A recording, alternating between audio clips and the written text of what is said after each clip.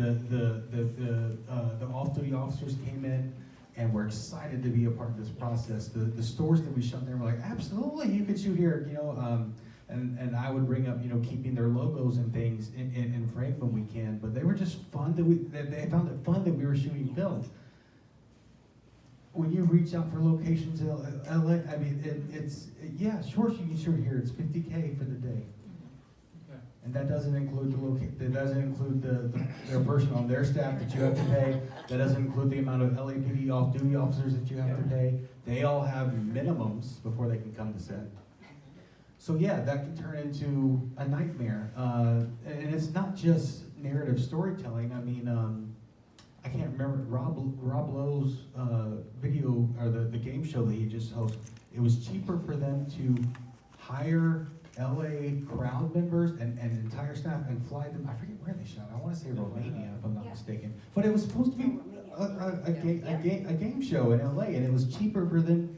Or again, is the juice worth the squeeze? That's what it comes back to each other. And it's not always a money thing. Money's going to be involved, and I do agree with you. As far as the juice worth the squeeze, yeah, this gaffer is the best in the world, and he has all these relationships. And then this gaffer is local. There's a conversation there where you might be given the gaffer or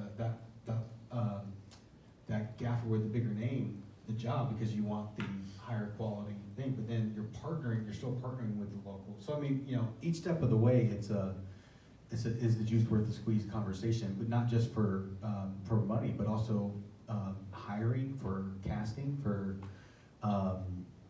every step of the way with problem solving. You're partnering with the local culture that you're shooting with, because that's going to inherently flow into the storytelling.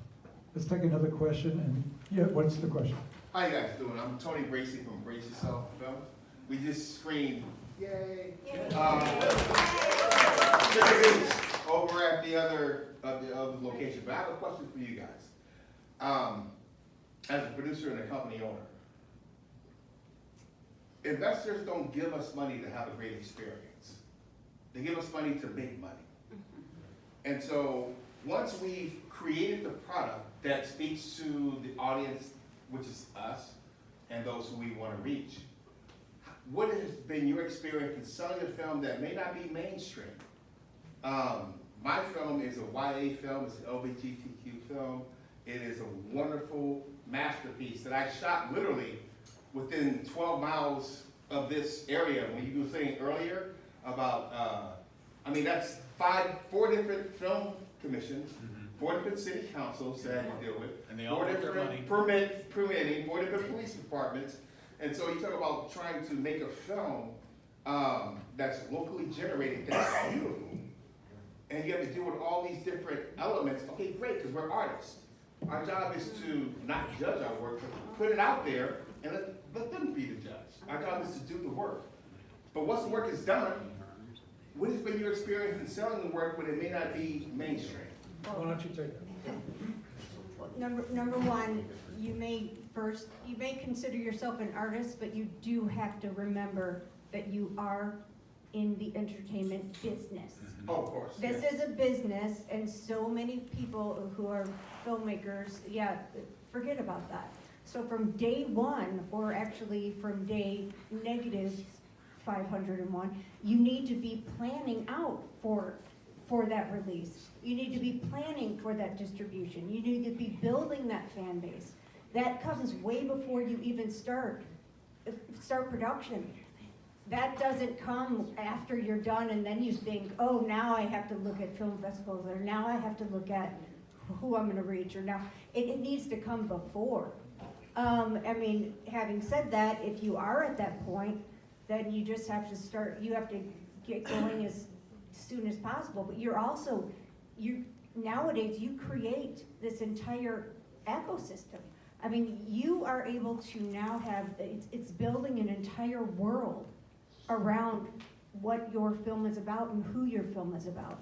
You need to engage all of those people in as many different aspects as you possibly can, and as many different, hit them wherever they can, whether it's online, it's podcasts, and it's you know, all of the very different ways that you can reach them, you want to be reaching them. And that is where you're going to be able to make the money, make any kind of money back, is just by, you know, being able to capture your audience where they are. I'd love to just jump in on this, and then I think we need to come back to the LA question, because we need to dive deeper into the LA question.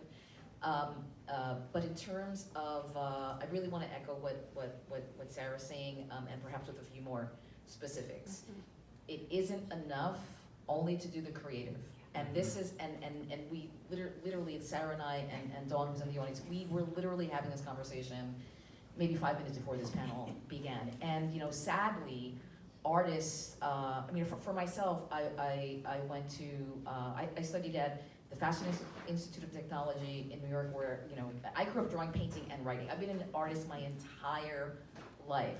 But at the same time, I learned, well, my parents were entrepreneurs, so that really helped my mindset in terms of business, but also as a creative person, taking an idea and literally going through some medium process and at the end having a final product, I learned that was really important from the very beginning, and that was part of the creative process.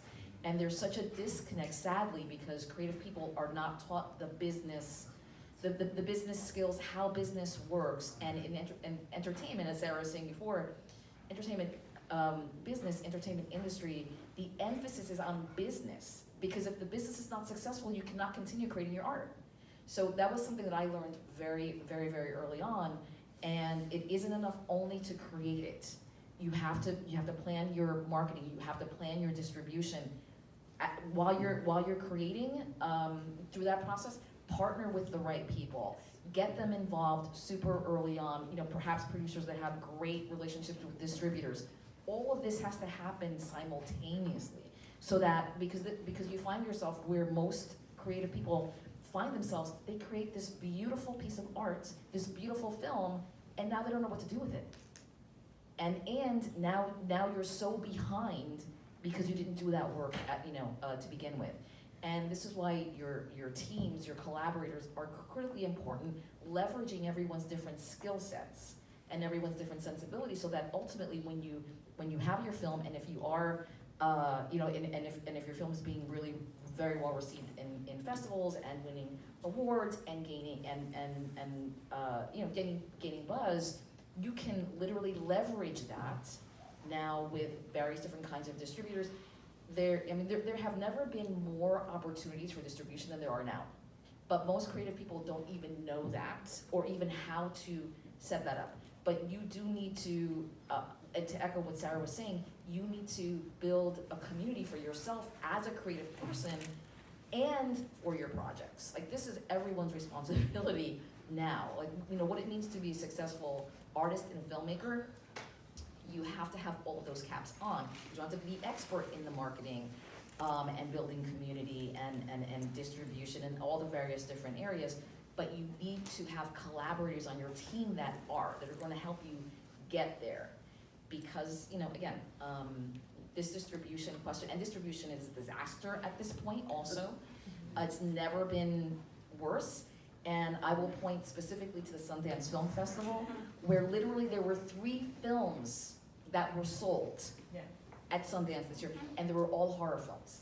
Now, of course, after, now we're 6 months, into the year, so a few more films have sold, but it's like one of the least amount of films that have ever sold at the Sundance Film Festival, ever. And the festival's moving to Colorado. Yes. And we hear from you. Oh, of course. Yes. So which question are we covering? I'm sorry, I was so. Let's take a new mesmerized. question. Let's take a new question. Well, Any new questions? we wanted to go back to the LA question because, Yeah. LA, yeah. You want to address that then? Oh, so, yes, so Los Angeles. It was the Runaway Productions. Like, why has it happened? And why you want to shoot in Mexico. Oh, okay.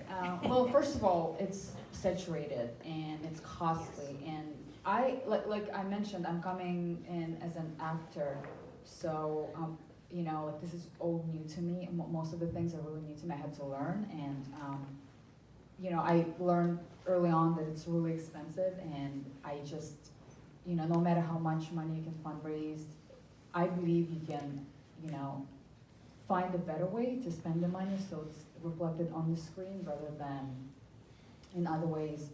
And so I would absolutely consider going outside of LA, depending on the project. Obviously, if it's a short that I like to stay here because it's a 2-3 day project, you just do it and, you know. That's my take. I don't have a lot of experience going outside of LA yet. Looking forward to learning more. Any other questions out there? Yes, Mike. Question for Sarah Hamilton. What did it take to become an international film commissioner, and why did you have to be certified? Well, let me tell you. Beauty, grace. There is there is an amazing organization that any of you can go to, and this is one of the first stops as an independent filmmaker. One of the first places you always need to go, regardless of where you're going to shoot, is a film commission and a film office. And you can find that through the Association of Film Commissioners International, or AFCI.org. I was, at the time, several years ago, I was involved, I'm a part of many boards. I was one of the founding members of the Minnesota Film Alliance, and I'm also on the board of Film North.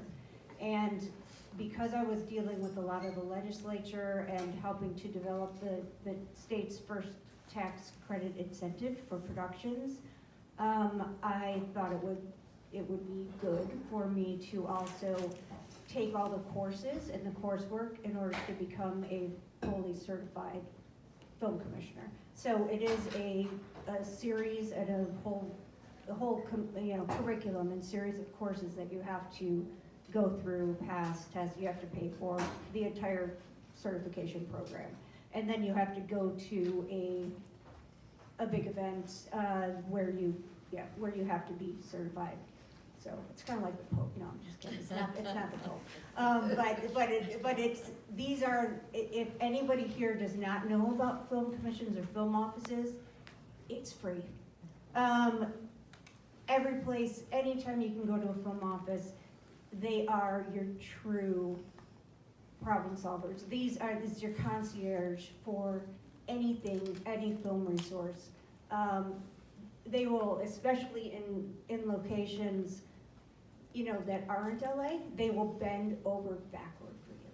They are going to roll out the red carpet. They are going to tell you and find locations for you. They will set up every single thing, and it's a really, really incredible thing for all filmmakers to partner with or just get in touch with your film commission. So go to afci.org so you can learn a lot more about it. So that's around the world. And now that I was able to go out to Bogota, meet up with so many of these amazing filmmakers from around the world. And I'm still such good friends with them. And this is how I got to know all of these different people and got to have, now I have these connections around the world. And although I'm not, affiliated with a certain state, it makes me a better consultant and makes me better working with any of the other filmmakers who I work with, because I'm able to say, oh my gosh, I know that guy, he's so fantastic, let me get you in touch with him. Or, no, I understand, this is the way that a transferable tax credit works, rather than just this guy, or this is the way a rebate works, and these ones are stackable, and this is how soft incentives work. So it's a really important, just as a filmmaker, if you can learn about it, and there are other ways to learn about it without taking classes, obviously. Just go online and you can learn about, production tax credits and things like that. But I felt for me that it was an important part of my career development to do that. Yeah, I wanted to, I have several things that I wanted to say, but to go back to, what was your name? Bracy, thank you. Racy? Bracy with a B. Bracy. Yeah, that's a problem at every budget level. How do I sell this thing, Another Noahism, I say, films are made in prep. And prep does Yes. not only account for production. meaning physical production. It doesn't only account for post-production, and it doesn't only account for getting the film in the can. But you did that. You got a film in the can, and that is more than most people in the world ever will, so congratulations, Yes. sir. That's a big deal. How am I gonna sell this thing? That's a prep question. The chicken and egg game has never been more difficult than it is right now, as far as financing, packaging, getting distribution, trying to leverage FSV, forward sales value. All of these need to be considered in prep, to be brought up when you're partnering with EPs, when you're partnering with people who have distro relations. If you're going to try and get pre-sales, then that's gonna require named talent that have foreign sales value. That talent is gonna have representation, who wanna see money. They're gonna wanna see that you have money in the bank. They're gonna want to get anything. I mean, of course, everyone loves the whole LOI thing, and that's not completely unviable, but an LOI, they're specific to the person you're trying to bring on. So just because you have an LOI pick whoever your favorite person is, that LOI might be impossible to pull off. Meaning that it's gotta say, if the money is perfect, and the money's gonna be a lot. If the package is perfect, meaning the logistics, how you're gonna get them there, how you're gonna get them back, the people they're gonna bring, their team, their masseuse, their dog's masseuse, like all of these things are gonna be accounted for in the LOI. So just because you have that LOI from pick your actor, actress, doesn't mean when you go to an investor, when you go to an EP, they see LOIs all the time from every standpoint. So what else do you have going for you? If you have an in with someone, that's more important to tell an investor, like, but this is not just, we didn't just reach out to the agent. We actually have this person who's worked with him before. They have a relationship, because that is a producer's job. The term producer is one of the most synonymous words out there. There's so many job descriptions for it, but it basically boils down to three things, though, if you think about it. There are EPs. Those are people who deal with money. They know money, they get money, or they have a name that can get you money. There are creative producers. Those are mainly literary managers. There are development executives. Those are people who purchase IP and they put together projects creatively. And then there are logistical producers, there are line producers. Those are people who know how to spend money, how to budget money, how to break down scripts. And all three of them are essential for a film to be successful. There are 3 people, to my knowledge, who can do all 3 of them at an expert level, even though most producers will tell you that they can do all 3. Knowing your strengths, knowing your weaknesses, and building a team around that is very important to being able to sell a film. But also, before you get the film going, you have to, what's the business plan? Where are we gonna floor-wall it? Are we gonna just try and raise some money to rent a couple of theaters and then see if it gets traction? That's a business plan, but it's not gonna be a $3 million film.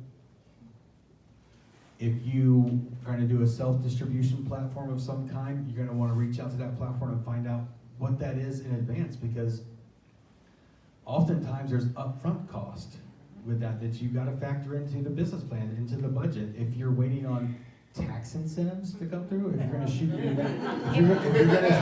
if you're gonna shoot in New Mexico, that is a 2-year wait, just so Yes, you know, before and- you see and dime. New York, as well. New Yeah, York, 18 well, months plus. yeah, they just- If you shoot in Mississippi, you get it in 90 days, just so Yes. everyone knows. Exactly. There's states and countries everywhere, and there's a difference also. She was talking about transferable tax credits, that's important, but there's also grants Yes. out there that you can get. St. Pete Clearwater has an amazing Yes. film grant that Tim Burton used for Mrs. Whatever, Miss- kids with weird powers thing. Yeah. Sorry, that was very Yeah. insulting to Tim Burton, but and then film commissions in local places where they have these great film communities. They know everybody.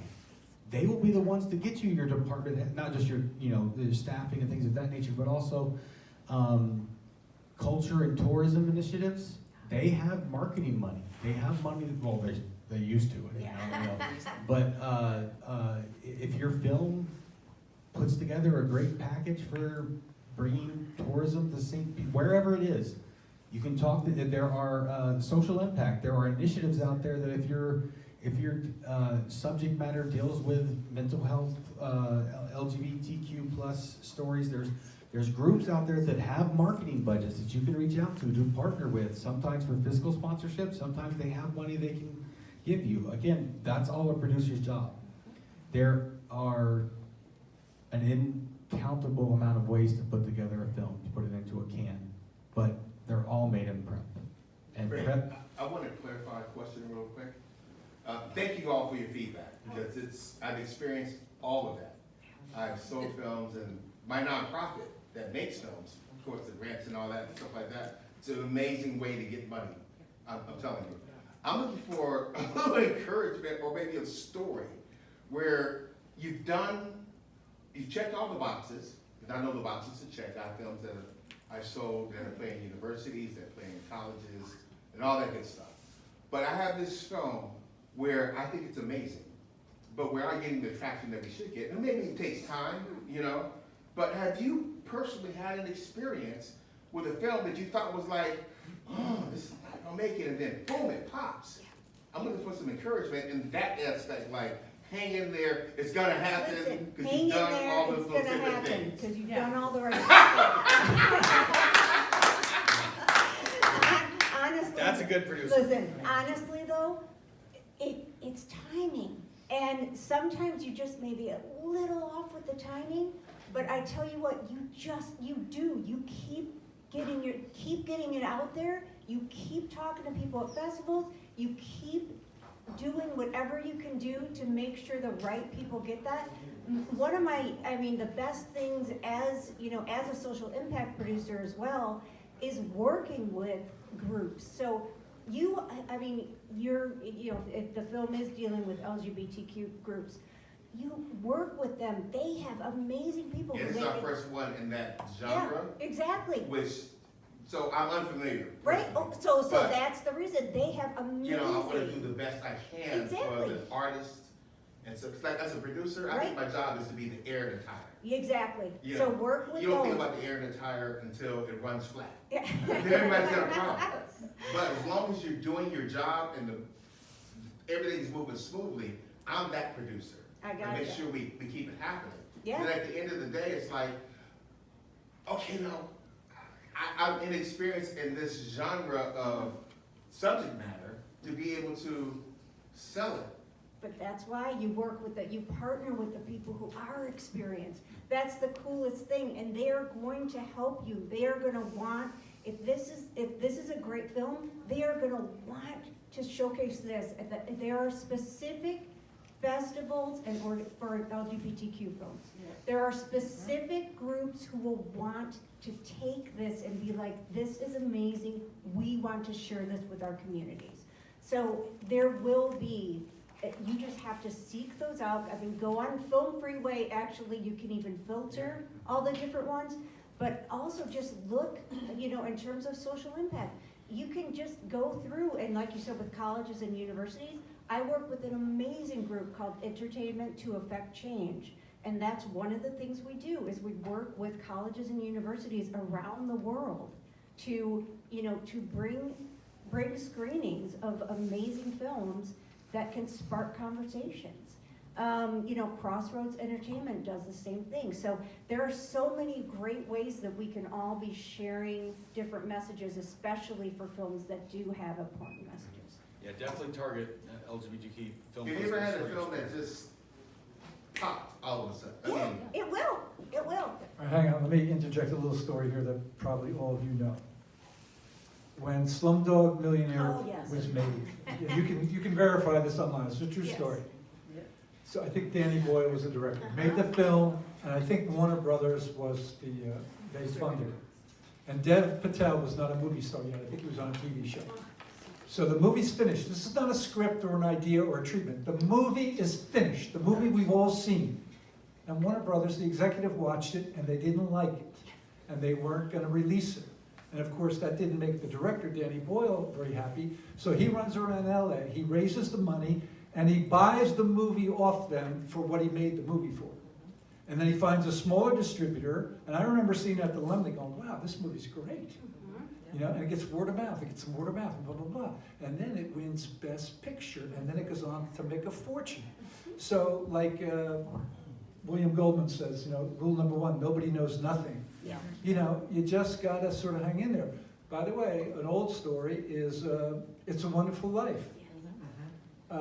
It was not popular when it came out, and then it fell out of copyright. They didn't renew the copyrights. And every television station in the country started running it at Christmas time 5-6 times a day, right? And they were getting it for free. And then somebody came along and said, oh, you know, all right, the movie's out of copyright, but either the music or some, there were other elements of the music. And they said, wait a second, you can't. And they got it back, and now that movie makes money again. So your money, you know, a movie can make money for the rest of your life, and you never know when it's gonna hit. Okay, let's take one more question, and here, I wanna spread this around a little bit. Any other questions out there? Okay, what did you have to say? Oh yes, I just wanted to address your question. Sorry, what was your name? Bracy. Bracy. Yeah. So if I can attest that it does actually happen. My first movie that I made here for 10K, I've now finally made my money back. I got a great distributor who I can tell you about if we talk afterwards, who does independent film. And it's very nice when you finally start getting money in the mail for something you've done, and it depends, like some months you can get as much as $2 grand, others you can get like $50, you know, it just depends.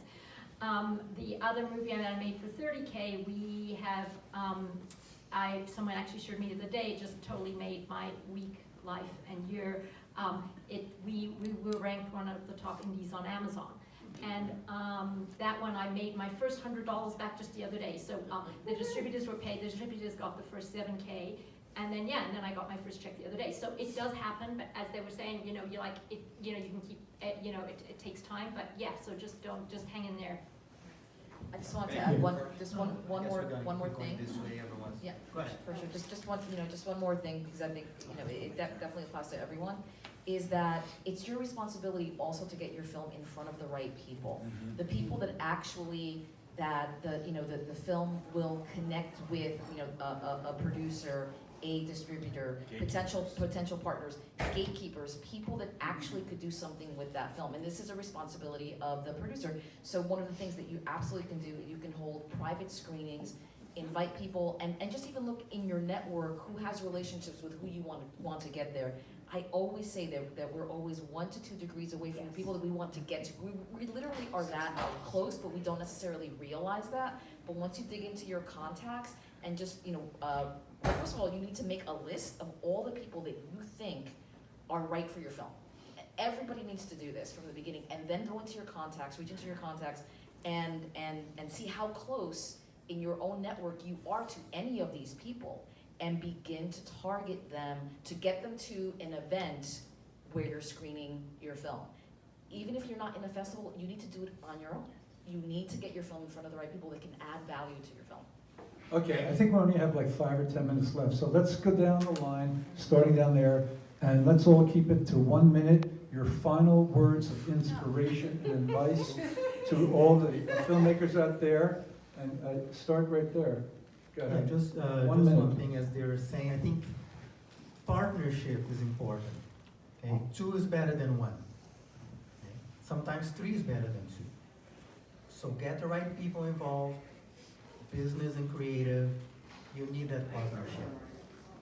Jeff Bezos once said, you have to be passionate enough, because you're gonna have hard times. You have to keep going, but you have to be flexible with your vision, because you're gonna have to change sometimes.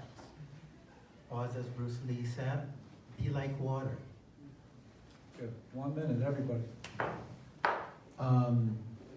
Murphy's Law is nowhere more apparent than a film set. Everything can go wrong, everything possibly will go wrong. Films are made to prep. You prep for every case scenario. You decide when you're going to triage shots, when you're going to move on, what you need to get in the can before you can move on. To go back to the international question, again, is the juice worth the squeeze? Whose story are you telling? Who do you need to partner with? Remember, as far as success in general, the toes that you're stepping on currently can be the ass you need to kiss tomorrow. Good, yes, go ahead. So, Carmel. 1 minute, everybody, thanks. I can't follow that. That's great, though, I that'd know, be good. We're gonna have to- That went before. But the only thing that I'd like to add, I mean, obviously, this entire panel has so much wisdom, and thank you again for allowing me to be on this. I think that one of the most important things that we can do is just learn from each other every single time, and from every person you speak with. It's the connections that we all have, whether it's, you know, a person who you meet at a festival, a person you meet at, you know, anywhere on set. Every single person who you interact with has something, you know, to give you, and you have something to give them. So if we just keep sharing together as people, as humans, and also in this industry, it's always better. Good. Awesome. So yeah, I mean, well, first of all, I just want to say, never give up. Do not give up on a story that you absolutely believe in and find a way to get it done. But do it smartly. Create a plan. Do not fly blind.